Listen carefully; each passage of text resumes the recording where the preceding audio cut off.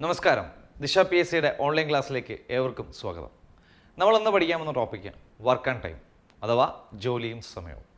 P S സിയുടെ വളരെ പ്രധാനപ്പെട്ട ഒരു ടോപ്പിക്കുകളിലൊന്നാണ് വർക്ക് ആൻഡ് ടൈം എന്ന് പറയുന്നത്. അപ്പോൾ ഇതെങ്ങനെയാണ് വളരെ ഫാസ്റ്റായിട്ട് പെട്ടെന്ന് ക്വിക്കായിട്ട് നമുക്ക് വളരെ എളുപ്പത്തിൽ ചെയ്യുന്നതെന്ന് അറിയാനായിട്ട് നമുക്ക് ക്ലാസ്സിലോട്ട് ഓടിക്കയറി പോകും. അപ്പോൾ നമ്മുടെ വർക്ക് ആൻഡ് ടൈമുമായി ബന്ധപ്പെട്ട പ്രോബ്ലംസൊക്കെ വളരെ എളുപ്പത്തിൽ ചെയ്യുന്നതിന് നമ്മൾ കുറച്ച് ടെക്നിക്കുകൾ അറിഞ്ഞിരിക്കണം, കുറച്ച് ബേസിക് ആയിട്ടുള്ള കുറേ കാര്യങ്ങൾ അറിഞ്ഞിരിക്കണം.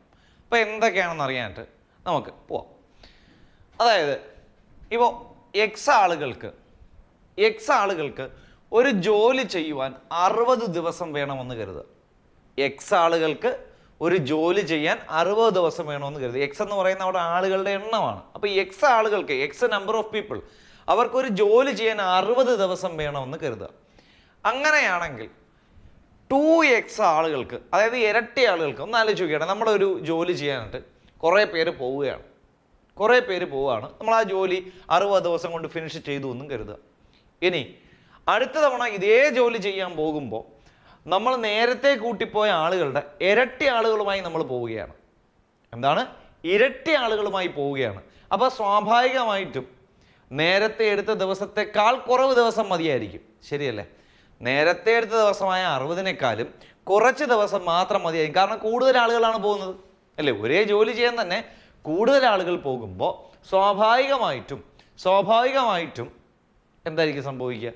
നേരത്തെ എടുത്ത ദിവസത്തേക്കാൾ കുറച്ച് മതി. എത്ര മതി എന്ന് കണ്ടുപിടിക്കുന്നതിന് ചെയ്യേണ്ട പരിപാടി ഇത്രയേ ഉള്ളൂ. 2x ആളുകളാണ് പോയതെങ്കിൽ നേരത്തെ എടുത്ത ദിവസം എത്രയാണോ ഇൻറ്റു ഇരട്ടി ആളുകളാണ് പോകുന്നതെങ്കിൽ ദിവസങ്ങളുടെ എണ്ണം കണ്ടുപിടിക്കാൻ ഇൻറ്റു 1/2. ഒന്നുകൂടെ, 3x ആളുകളാണ് പോകുന്നതെങ്കിൽ 3x ആളുകളാണ് പോകുന്നതെങ്കിൽ എത്ര ദിവസം വേണമെന്ന് ചോദിച്ചാൽ 60 × 1/3. 4 ഇരട്ടി ആളുകളാണ് പോകുന്നതെങ്കിൽ 60 × 1/4. അപ്പോൾ ഒന്നുകൂടെ ആലോചിച്ച് നോക്കി, എൻ്റെ കൂടെ ഒന്ന് പറഞ്ഞു തന്നെ. അതായത് എക്സ് ആളുകൾക്ക് 60 ദിവസം വേണമെന്നിരിക്കട്ടെ, എങ്കിൽ അതിൻ്റെ ഇരട്ടി ആളുകൾക്ക് 2x ആളുകൾക്ക് എത്ര ദിവസം വേണമെന്ന് ചോദിച്ചാൽ 60 × 2x ആകുമ്പോൾ ഇരട്ടി ആകുമ്പോൾ × 1/2. 3x ആളുകൾക്ക് എത്ര ദിവസം വേണമെന്ന് ചോദിച്ചാൽ 60 × 1/3. 4 ഇരട്ടി ആളുകൾക്ക് എത്ര വേണമെന്ന് ചോദിച്ചാൽ 60 × 1/4. അപ്പോൾ ഇതിനെ നമുക്കൊന്ന് കൺക്ലൂഡ് ചെയ്ത് എങ്ങനെ പറയാം?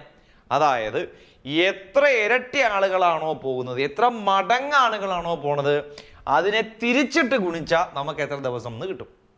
ഒന്നുകൂടെ, അതായത് എക്സ് ആളുകളാണ് പോകുന്നതെങ്കിൽ അതിൻ്റെ ഇരട്ടി ആളുകളുടെ കേസ് കണ്ടുപിടിക്കാൻ പറഞ്ഞാൽ, ഇരട്ടി ആണെങ്കിൽ ആ ഇരട്ടി രണ്ടാണല്ലോ ഇരട്ടി എന്ന് പറയുന്നത്, അതിനെ തിരിച്ചിടുക. 2നെ തിരിച്ചിട്ടാൽ 1/2 കൊണ്ട് മൾട്ടിപ്ലൈ ചെയ്യും.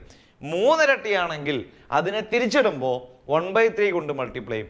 4 ഇരട്ടിയാണ് എങ്കിൽ അതിനെ തിരിച്ചിടുമ്പോൾ 1/4 കൊണ്ട് മൾട്ടിപ്ലൈ ചെയ്യും. ക്ലിയർ അല്ലേ? അപ്പോൾ ഒന്നുകൂടെ ഒന്ന് പറഞ്ഞു വന്നേ. ഒരു ജോലി ചെയ്യാൻ എക്സ് ആളുകൾക്ക് 60 ദിവസം വേണമെങ്കിൽ 2x ആളുകൾക്ക് ഉറപ്പായിട്ടും 60 × 1/2 ആയിരിക്കും. 3x ആളുകൾക്ക് 60 × 1/3 ആയിരിക്കും. 4x ആളുകൾക്ക് 60 × 1/4 ആയിരിക്കും.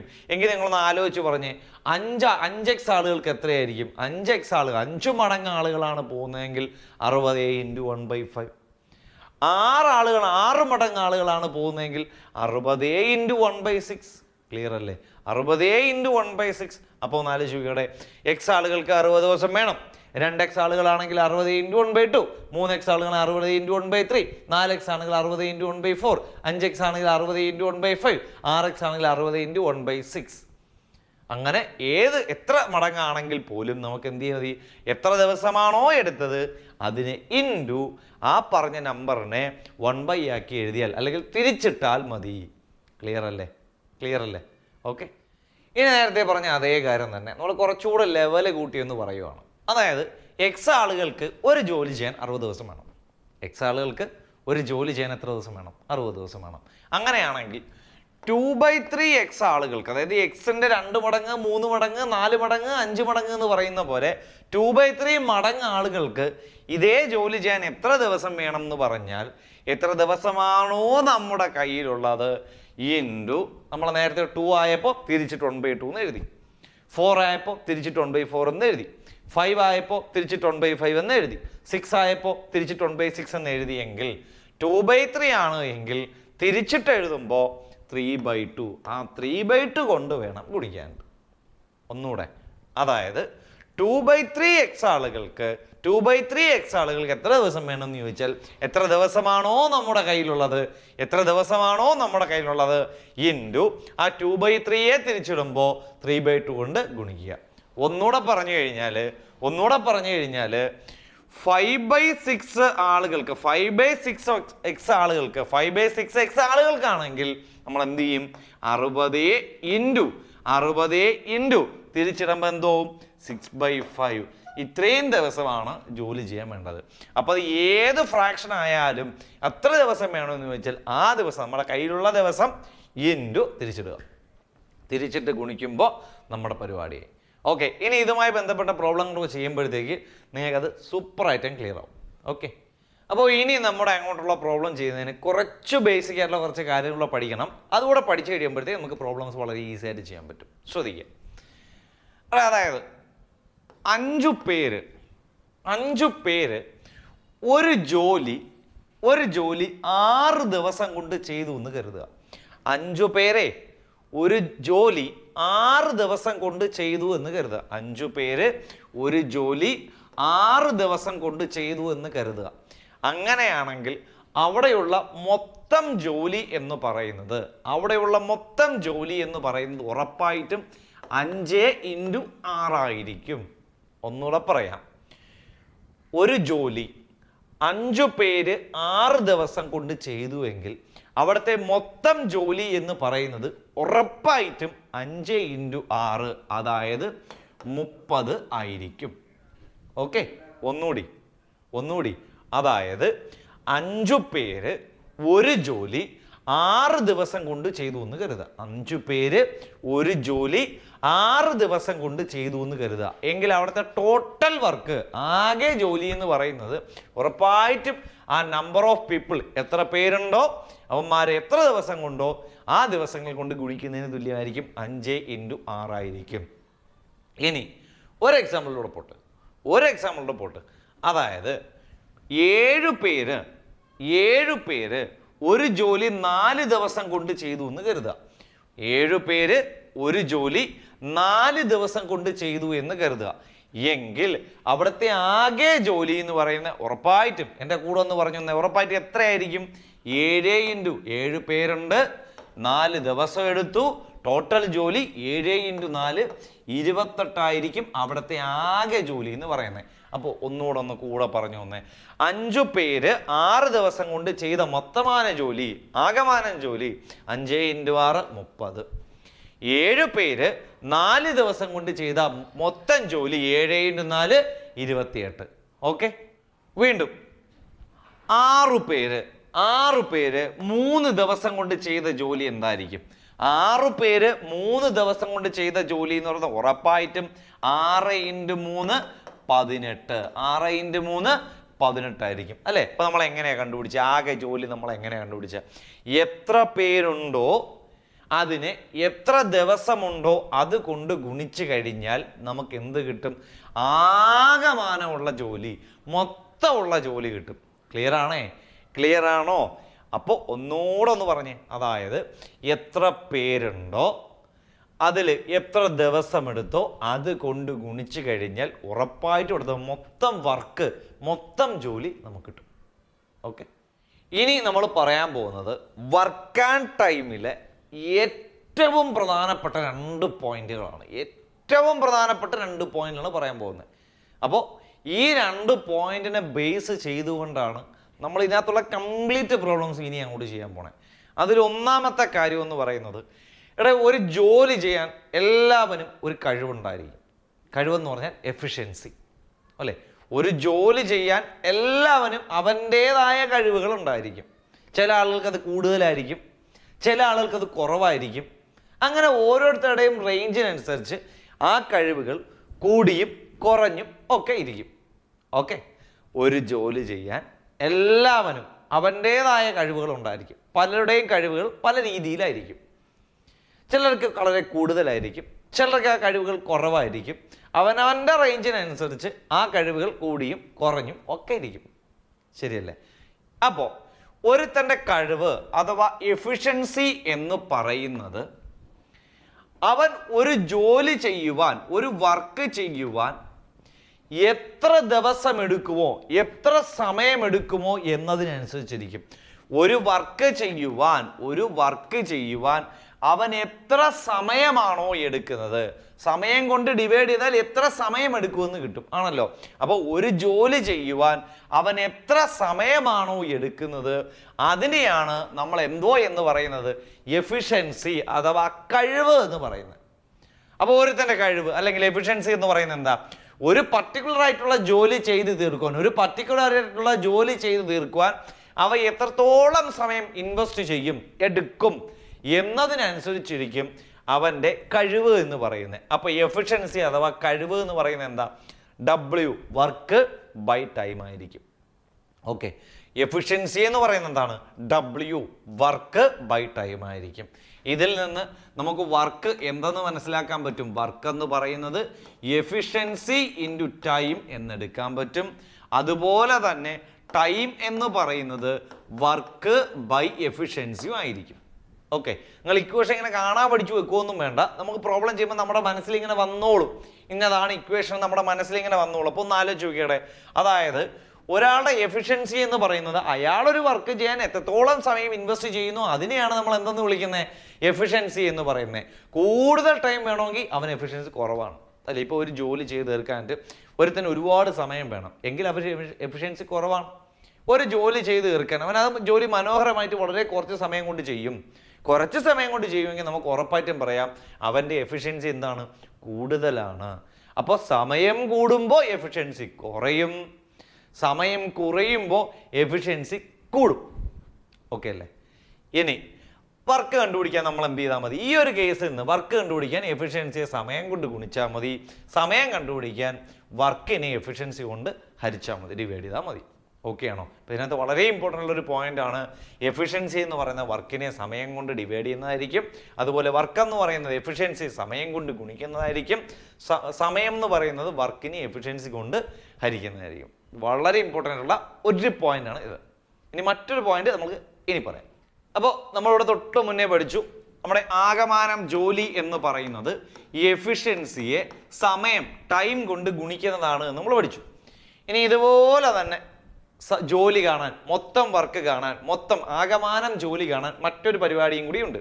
അതും കൂടെ പഠിച്ചു കഴിയുമ്പോൾ നമ്മുടെ ഏകദേശം ബേസിക് ആയിട്ടുള്ള പരിപാടികളെല്ലാം എന്തുവാണെന്ന് വെച്ചാൽ, അതായത് ഇപ്പോൾ പറയുവാണ്, ഇപ്പോൾ ഒരാൾക്ക് ഒരു ജോലി ചെയ്യാൻ 3 ദിവസം വേണം, വേറൊരാൾക്ക് അതേ ജോലി ചെയ്യാൻ 4 ദിവസം വേണം. ഒരാൾക്ക് ഒരു ജോലി ചെയ്യാൻ 3 ദിവസം വേണം, അതേ ജോലി മറ്റൊരാൾക്ക് ചെയ്യാൻ 4 ദിവസം വേണമെങ്കിൽ അവിടെ മൊത്തമുള്ള ആകമാനം ജോലി എന്ന് പറയുന്നത് ഈ 3ൻ്റെയും 4ൻ്റെയും എന്തുമായിരിക്കും? ലസാഗുവായിരിക്കും. എന്തിൻ്റെ? 3 ദിവസത്തിൻ്റെയും 4 ദിവസത്തിൻ്റെയും ദിവസങ്ങളുടെ എന്തായിരിക്കും? ലസാഗുവായിരിക്കും. ഏതെന്ന് പറയുന്നത്? ആകെ ജോലി എന്ന് പറയുന്നത്. എന്താണ് ആകെ ജോലി എന്ന് പറയുന്നത്? ദിവസങ്ങളുടെ ലസാഗുവിന് തുല്യമായിരിക്കും. അതായത് ഒരുത്തൻ ഇപ്പൊ എ എന്ന് പറയുന്ന ഒരാൾക്ക് ഒരു ജോലി ചെയ്യാൻ 3 ദിവസം വേണം, ബി എന്ന് പറയുന്ന മറ്റൊരാൾക്ക് വേറെ ഇതേ ജോലി തന്നെ ചെയ്യാൻ 4 ദിവസം വേണം. എങ്കിൽ ഇവിടെ ഉള്ള ആകമാനം ജോലി എന്ന് പറയുന്നത് 3ൻ്റെയും 4ൻ്റെയും LCM, 3ൻ്റെയും 4ൻ്റെയും LCM ലസാഗു നമുക്കറിയാം 12 ആണ്. ഇനി വേറെ ഒരു ജോലി ചെയ്യാൻ ഒരാൾക്ക് 5 ദിവസം വേണം, മറ്റൊരാൾക്ക് ഇതേ ജോലി ചെയ്യാൻ 7 ദിവസം വേണം. എങ്കിൽ ആകമാനം ജോലി, ആകമൊത്തം ജോലി എന്ന് പറയുന്നത് 5ൻ്റെയും 7ൻ്റെയും LCM ലസാഗുവായ 35 ആയിരിക്കും. അപ്പോൾ വർക്ക്, അതായത് ആകമൊത്തം ജോലി എന്ന് പറയുന്നത് ദിവസങ്ങളുടെ ലസാഗു എടുത്താലും മതി. അപ്പോൾ 2 കാര്യങ്ങൾ നമ്മൾ പഠിച്ചു. ജോലി എന്ന് പറയുന്നത് എഫിഷ്യൻസി, അതായത് കഴിവിനെ സമയം കൊണ്ട് ഗുണിക്കുന്നതിന് തുല്യമാണ്. അതോടൊപ്പം തന്നെ ദിവസങ്ങളുടെ ലസാഗുവിന് തുല്യമാണ്. ഓക്കെ, ഇനി ഇത്രയും ബേസിക് കാര്യങ്ങൾ വെച്ചുകൊണ്ടാണ് നമ്മൾ പ്രോബ്ലങ്ങളിലേക്ക് പോകുന്നത്. അപ്പോൾ നമുക്ക് ബേസിക് പ്രോബ്ലം തൊട്ട് സ്റ്റാർട്ട് ചെയ്ത് തുടങ്ങാം. അതായത് ഏറ്റവും ബിഗിനേഴ്സിന് തൊട്ട് മനസ്സിലാവുന്ന രീതിയിൽ വളരെ സിമ്പിളായിട്ട് ചെയ്യുന്ന രീതിയിലോട്ട് നമുക്ക് പോകാം. അപ്പോൾ നമുക്ക് ഒന്നാമത്തെ ചോദ്യത്തിലോട്ട് പോകാം. രാജു ഒരു ജോലി 10 ദിവസം കൊണ്ട് ചെയ്തു തീർക്കുമെങ്കിൽ, രാജു ഒരു ജോലി 10 ദിവസം കൊണ്ട് ചെയ്തു തീർക്കുമെങ്കിൽ അവൻ്റെ ഒരു ദിവസത്തെ ജോലി എത്ര? അവൻ്റെ ഒരു ദിവസത്തെ ജോലി എത്ര എന്നാണ് ചോദ്യം. അപ്പോൾ ഒരാൾ, രാജുവോ രാമോ ആരോ ആയിക്കോട്ടെ, ഒരാൾ ഒരു ജോലി 10 ദിവസം കൊണ്ട് ചെയ്ത് തീർക്കുമെങ്കിൽ അവൻ ഒരു ദിവസം കൊണ്ട് എത്ര ഭാഗം ജോലി ചെയ്ത് തീർക്കും, അല്ലെങ്കിൽ ഒരു ദിവസം കൊണ്ട് അവൻ എത്രത്തോളം ചെയ്ത് തീർക്കും എന്നുള്ളതാണ്.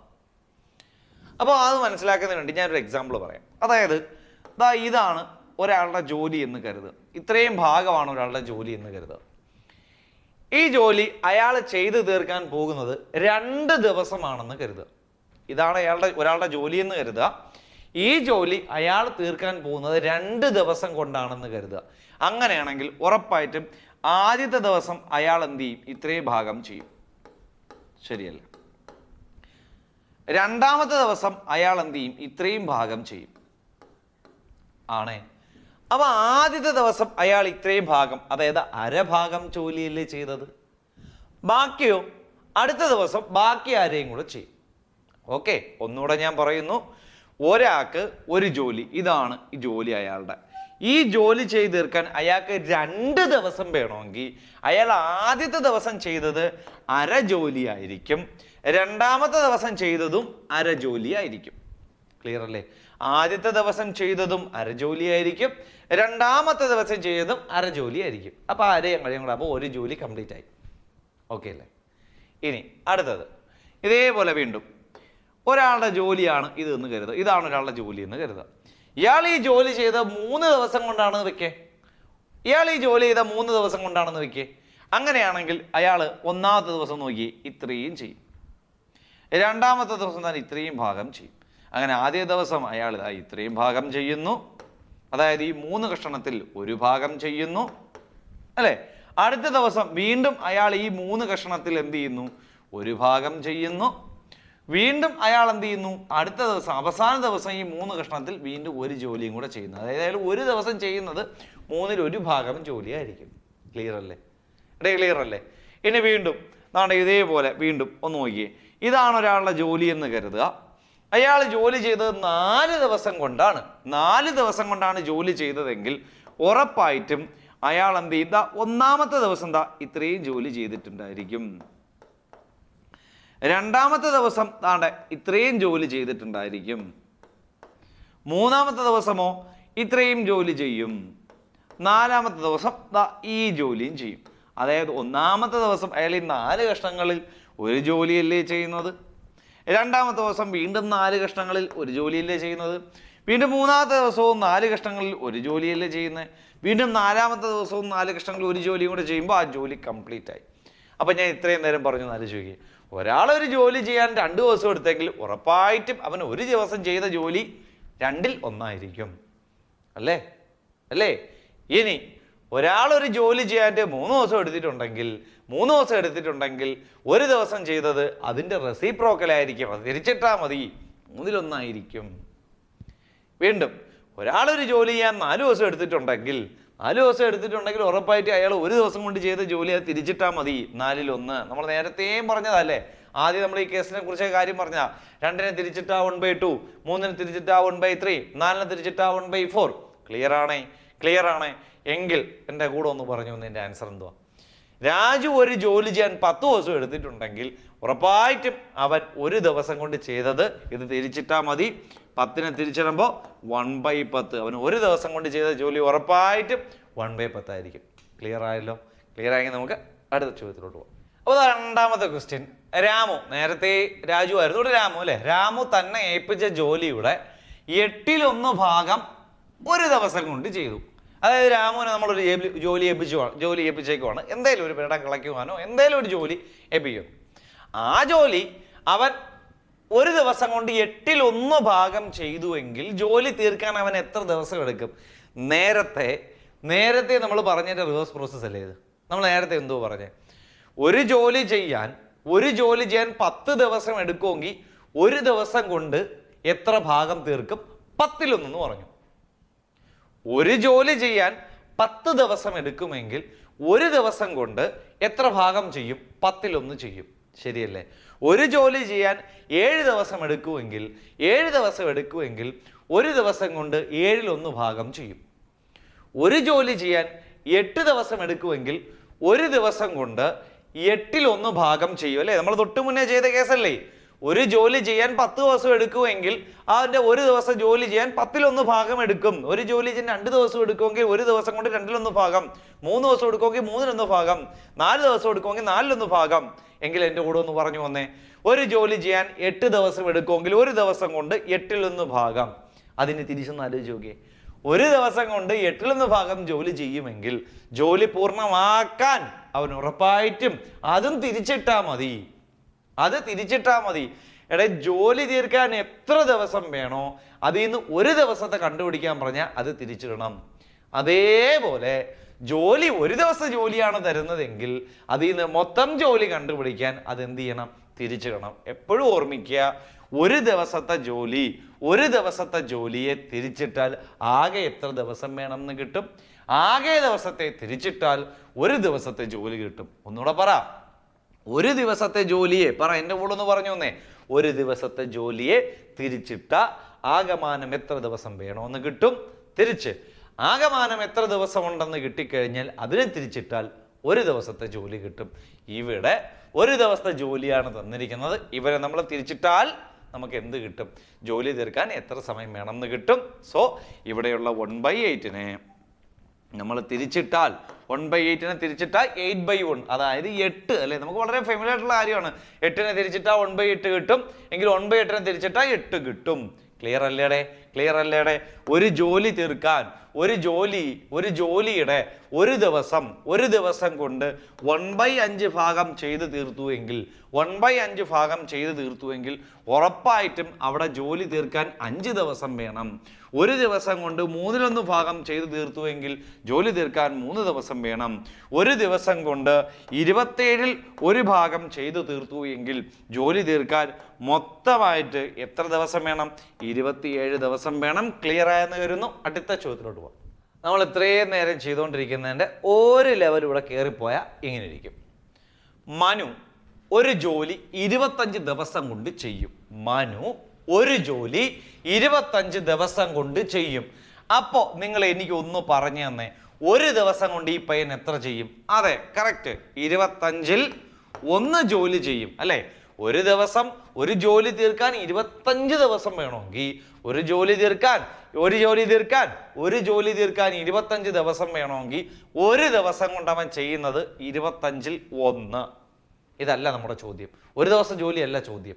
അതായിരുന്നു ഇത്രയും മതി ചോദ്യം. 10 ദിവസം കൊണ്ട് അവൻ എത്ര തീർക്കും എന്ന്. ഒരു ദിവസം കൊണ്ട് 25ൽ 1 ആണെങ്കിൽ 10 ദിവസത്തെ ജോലി കണ്ടുപിടിക്കാൻ × 10 തീർന്ന പരിപാടി. എടേ, ഒരു ദിവസം ജോലി എത്രയാ? 25ൽ 1. അപ്പോൾ 2 ദിവസം ജോലി എന്തായിരിക്കും? 25ൽ 1 × 2. 3 ദിവസം ജോലി എന്തായിരിക്കും? 25ൽ 1 × 3. 4 ദിവസം ജോലി എന്തായിരിക്കും? 25ൽ 1 × 4. 5 ദിവസം ജോലി എന്തായിരിക്കും? 25ൽ 1 × 5. 6 ദിവസം ജോലി 25ൽ 1 × 6. 7 ദിവസം ജോലി 25ൽ 1 × 7 എങ്കിൽ ഈ ഒരു ദിവസത്തെ ജോലി തന്നിട്ട് 10 ദിവസത്തെ കണ്ടുപിടിക്കാൻ 25ൽ 1 × 10. ഇത് ഒരു ദിവസത്തെ ജോലി. 10 ദിവസം ജോലിയാക്കാൻ 25ൽ 1 × 10. 2 5 10 5 5 25. സോ നമ്മുടെ ആൻസർ 2/5. 10 ദിവസം കൊണ്ട് അവൻ ചെയ്തു തീർക്കുന്നത് 5ൽ 2 ഭാഗം ജോലിയാണ്. ഓക്കെ ആണോ? ഓക്കെ ആണോ? അവിടെ ഒന്നാലോചിച്ച് നോക്കുക. വേറൊരു ക്വസ്റ്റ്യൻ നമുക്ക് നോക്കാം. ജസ്റ്റ് ഒന്ന് നോക്കി. ഒരാള് ഒരു ജോലി തീർക്കാൻ 30 ദിവസം എടുക്കുന്നു എന്ന് കരുതുക. ഒരു ജോലി തീർക്കാൻ 30 ദിവസം എടുക്കുന്നു എന്ന് കരുതുക. എങ്കിൽ അതിൽ നിന്ന് അവൻ്റെ ഒരു ദിവസത്തെ ജോലി 30ൽ 1 ആണെന്ന് കിട്ടും. ഇനി അതിൽ നിന്ന് അവൻ്റെ അടുത്ത് ചോദിക്കുന്ന 10 ദിവസം ജോലിയാണെങ്കിൽ × 10 എടുക്കുക. 6 ദിവസം ജോലിയാണെങ്കിൽ × 6 എടുക്കുക. 7 ദിവസം ജോലി കണ്ടുപിടിക്കാൻ × 7 എടുക്കുക. 8 ദിവസം ജോലി എടുക്കുക × 8 എടുക്കുക. ഓക്കെ ആണെങ്കിൽ അടുത്ത ചോദ്യത്തിലോട്ട് പോകാം. അടുത്ത ചോദ്യം. അനു ഒരു ദിവസം കൊണ്ട് 15ൽ 4 ഭാഗം ജോലി ചെയ്താൽ ജോലി തീർക്കാൻ എത്ര ദിവസം വേണ്ടി വരും? അത് പറയാൻ വേണ്ടി ഞാൻ ജസ്റ്റ് ഒന്ന് ബാക്കിലോട്ട് പോവാണ്. അതായത് രാമു ഒരു ദിവസത്തെ ജോലി 8ൽ 1 ഭാഗം ചെയ്യുന്നു. ഒരു ദിവസം കൊണ്ട് 8ൽ 1 ഭാഗം ജോലി ചെയ്തു. ജോലി പൂർണ്ണമാക്കാൻ എത്ര ദിവസം വേണമെന്ന് കണ്ടുപിടിക്കാൻ പറഞ്ഞപ്പോൾ ഞാൻ നിങ്ങളടുത്ത് പറഞ്ഞൂടെ, ഒരു ദിവസത്തെ കിട്ടിയിട്ട് ആകമാനം ജോലി എത്ര ദിവസം വേണമെന്ന് ചോദിച്ചാൽ അത് തിരിച്ചിട്ടാൽ മതി എന്ന് പറഞ്ഞു. ഒരു ദിവസത്തെ ജോലി തന്നിട്ട് ടോട്ടൽ തീർക്കാൻ എത്ര ദിവസം വേണമെന്ന് ചോദിച്ചാൽ തിരിച്ചിട്ടാൽ മതി എങ്കിൽ അതേ പരിപാടി തന്നെയാണ് നമുക്കിവിടെ ഉപയോഗിക്കേണ്ടത്. അനു ഒരു ദിവസം കൊണ്ട് 15ൽ 4 ഭാഗം ജോലി ചെയ്തു എങ്കിൽ ജോലി തീർക്കാൻ എത്ര ദിവസം വേണമെന്ന് വെച്ചാൽ നേരെ പറ, എൻ്റെ കൂടെ പറ, തിരിച്ചിടുമ്പോൾ എത്ര വരും? 15/4 എന്നാവും. ഇത് എളുപ്പം കട്ടായി പോകില്ല. അതിന് വിഷമഭിന്നത്തിന് മിശ്രഭിന്നമാക്കിയാൽ 4 15 3 വട്ടം ശിഷ്ടം 3/4. അതായത് 3.25 ദിവസം എടുക്കും ഈ ജോലി പൂർണ്ണമാക്കാൻ. ക്ലിയർ ആണോ പറയുന്നത്? ക്ലിയർ ആണോടെ? ഒന്നുകൂടെ ഒന്ന് ആലോചിച്ച് നോക്കി. അനു ഒരു ദിവസം കൊണ്ട് 15ൽ 4 ഭാഗം ജോലി ചെയ്തു. ജോലി തീർക്കാൻ തിരിച്ചിട്ടാൽ മതി. എത്ര ദിവസം ഒന്ന് കണ്ടുപിടിക്കാൻ. രാജു 7ൽ 3 ഭാഗം ജോലി. 7ൽ 3 ഭാഗം ജോലി ഒരു ദിവസം കൊണ്ട് ചെയ്ത് തീർക്കും. ആകെ തീർക്കാൻ എത്ര ദിവസം വേണമെന്ന് ചോദിച്ചാൽ തിരിച്ചിടുക. 7/3 ചെയ്യുമ്പോൾ 3 6 7ൽ 2 വട്ടം ശിഷ്ടം 1/3. അതായത് 2ഉം 3-1 ദിവസം ഉണ്ടെങ്കിൽ അവൻ ആ ജോലി തീർക്കും. ക്ലിയർ ആയോ? അപ്പോൾ ചോദ്യങ്ങൾ നന്നായിട്ട് വായിച്ച് വീണ്ടും ഡൗട്ടുള്ള ഭാഗങ്ങൾ റിപ്പീറ്റ് ചെയ്ത് കണ്ട് പൂർണ്ണമായിട്ട് മനസ്സിലാക്കി എടുക്കുക. ഓക്കെ, അപ്പോൾ ഇന്ന് പഠിപ്പിച്ച കാര്യങ്ങളൊക്കെ എല്ലാവർക്കും നന്നായി മനസ്സിലായെന്ന് വരുന്നു. അപ്പോൾ മറ്റൊരു ക്ലാസ്സിൽ കാണുമ്പോഴേക്കും ബൈ.